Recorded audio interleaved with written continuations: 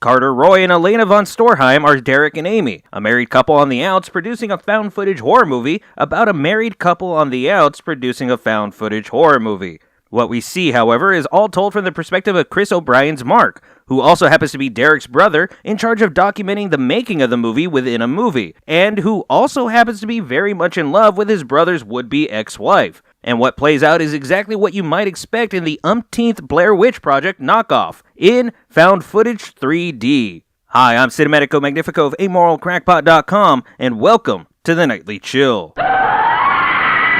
The debut feature film by writer-director Steven DeGennaro, Found Footage 3D is incredibly impressive for someone with far more experience on the audio side of productions. And it's a much better movie than one with such an uncreative premise and name has any right to be. Aside from some solid audio work, the visuals are spot on, the film is well paced, and the characters are fairly layered, if not all equally interesting. In fact, a few questionable moments notwithstanding, the performances are all spot on. Scott Allen Perry in particular, as audio guy Carl, steals the show with both his performance and a number of great lines. The audio guy writing the movie gives the audio guy in the movie all the best lines in small scenes. Isn't that neat? Now, that having been said, Found Footage 3D suffers greatly from being utterly predictable in regards to its story and plot. If you've seen The Blair Witch or any of its many other blatant knockoffs, you'll know exactly how this all plays out, from start to finish. DeGennaro presents some great characters, pulls out some great performances from his actors, and has written some solid dialogue for them, but the movie they're in isn't as smart or clever as it thinks it is, and its almost cynical levels of self-awareness, as funny as some of the jokes are, can't compensate for or mask just how boring and predictable everything else is. The characters and humor are the best aspect of the material, and it all deserves to be in a much more inspired original movie. Now that having been said, Found Footage 3D is still a surprisingly fun, enjoyable watch. It's a bit predictable to the point of annoyance at times, and the meta-humor is simultaneously unnecessary and a saving grace for what could have otherwise been a very well-produced but otherwise insipid found footage horror movie. But the movie's not hard to sit through and enjoy on some level, even if you are going to figure out how everything plays out far ahead of schedule. It's boring only because it's so unoriginal, but the overall quality of everything else, the directing, the acting, really does make up for a lot of it. Not everything, but just enough. If you're a fan of found footage horror movies, or if something more fun than it is fresh is fine with you, then Found Footage 3D is certainly worth chilling with.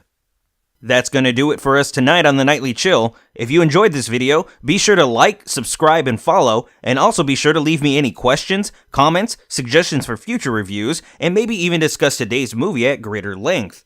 And as always, this video is brought to you in part by our viewers. If you'd like to learn how to support this and other projects, please visit AmoralCrackpot.com or check the description below. But until next time, y'all need to make like a tree and get out of here.